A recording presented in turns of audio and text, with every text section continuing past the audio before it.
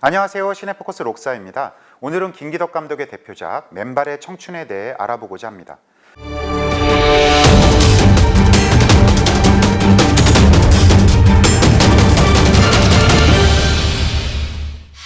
김기덕 감독은 1960년대 한국 영화 장르 발전에 크게 기여한 인물로서 작가주의적인 예술적 비전을 고집하기보다는 대중의 시선에서 한국 사회와 소통하려고 했던 1960년대 가장 대중 친화적인 감독이었습니다.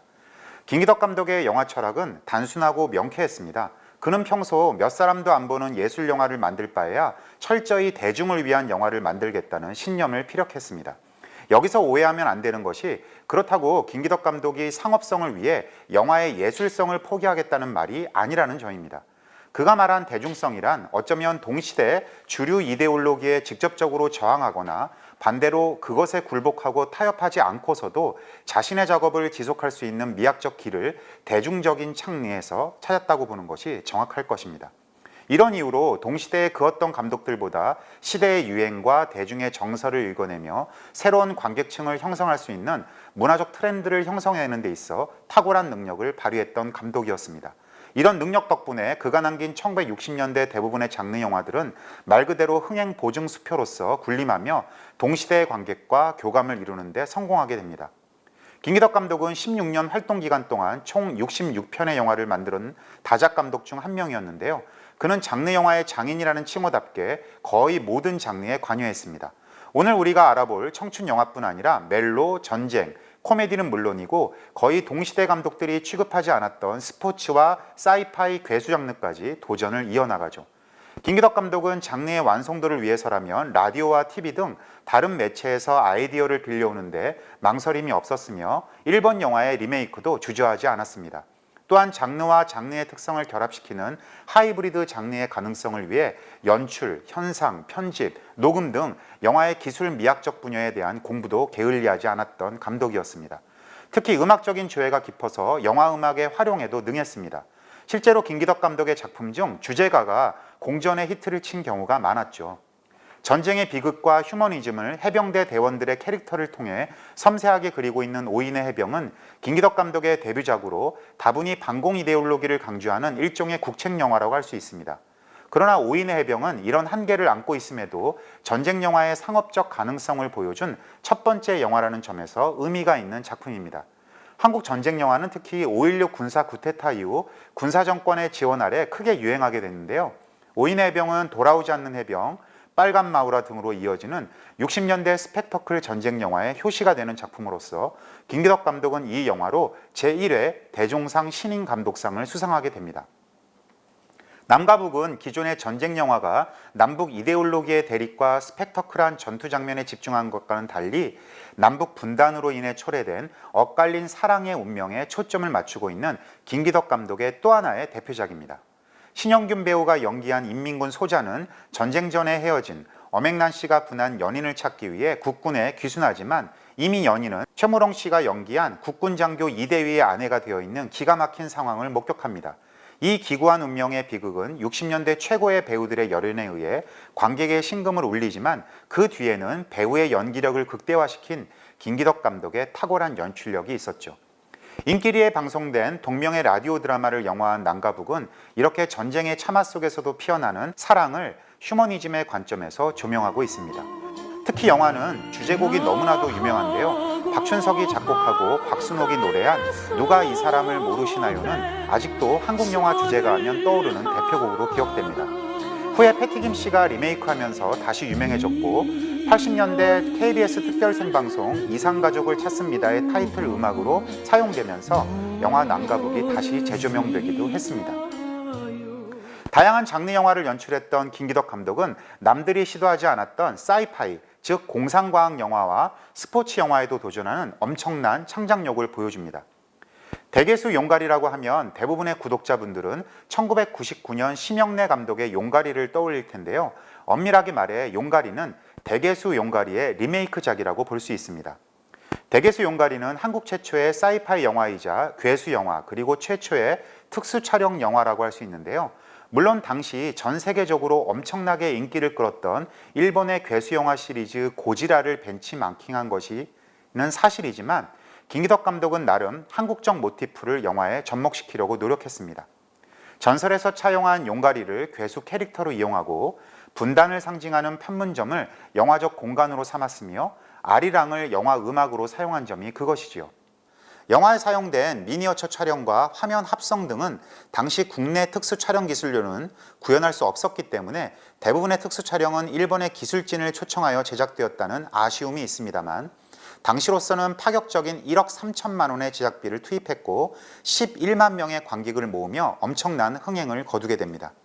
현재 영상자료원에서 서비스되는 VOD는 국문판으로 남아있는 불완전 버전으로 러닝타임이 오리지널 80분이 아닌 약 48분밖에 되지 않지만 괴수 영화를 좋아하는 구독자분들이라면 한 번쯤 관람하시기를 추천드립니다.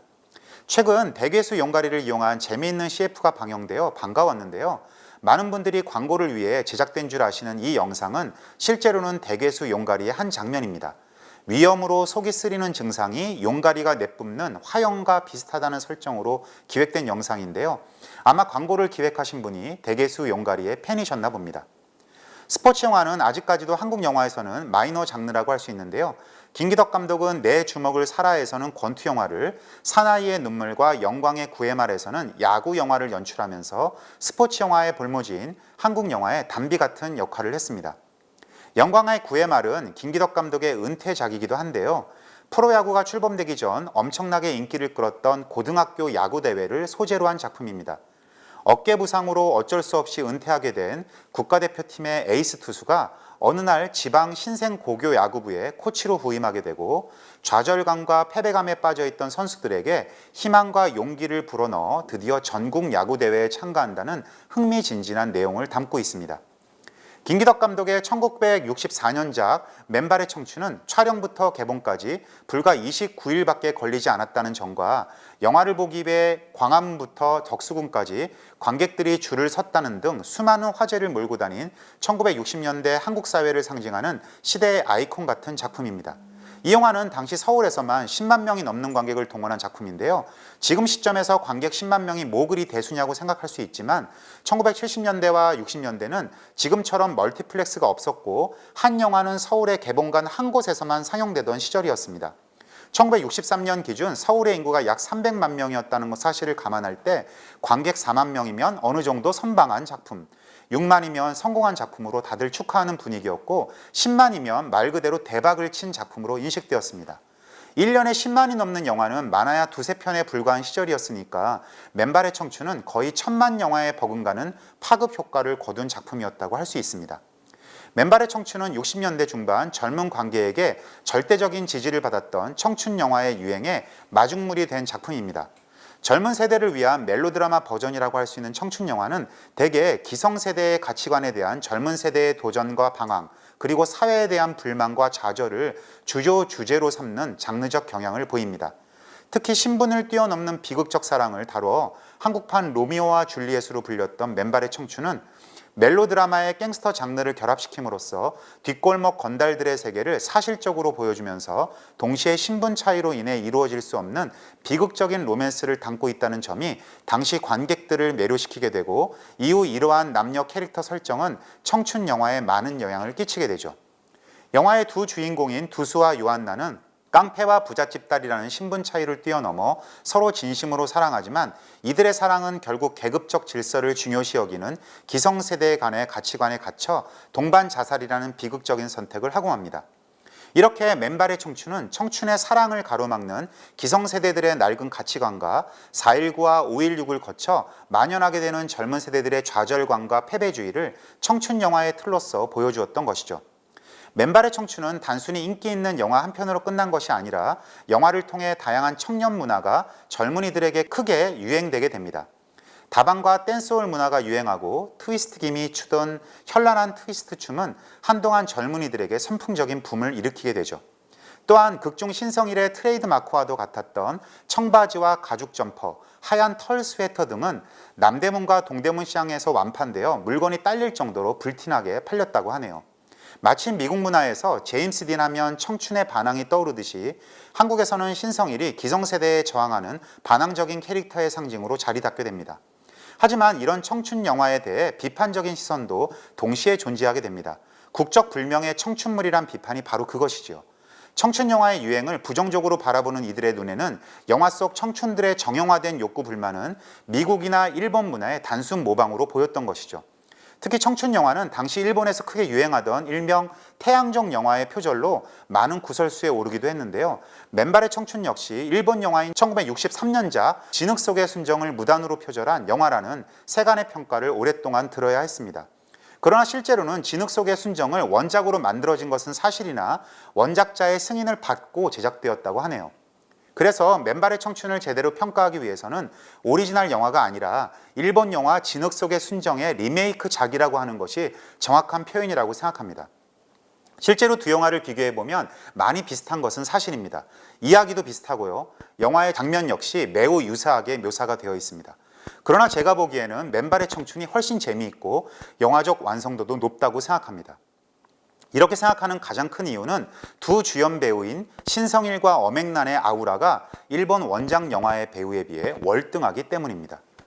맨발의 청춘의 미장센은 전체적으로 스타일리시하고 파격적입니다. 물론 다분히 심파조의 억지스러움이 존재하는 것도 사실이죠. 그러나 김기덕 감독의 연출력이 이 단점을 커버하고도 남는 청춘 영화다운 풋풋한 매력을 관객에게 제공합니다. 먼저 캐스팅적인 측면을 살펴볼까요? 한국 최초의 청춘 스타였던 신성일이 비운의 깡패인 두수 역을 맡았고 그와 운명적 사랑에 빠지게 되는 외교관의 딸 요한나 역은 엄앵란이 맡아 열연했습니다. 영화 속 신성일은 진짜 멋있고요.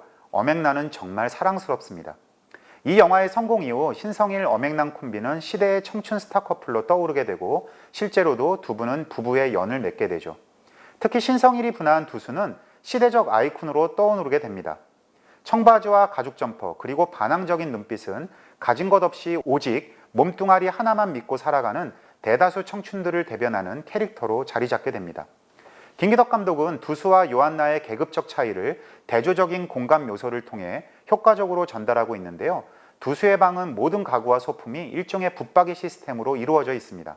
지금 보면 꽤 신선한 아이디어 상품으로 보일 수도 있지만 영화는 두수의 공간이 그만큼 좁고 초라하다는 점을 강조하기 위해 침대, 주방용품, 신발을 수납하는 공간을 벽 안에 들어있게 배치하죠.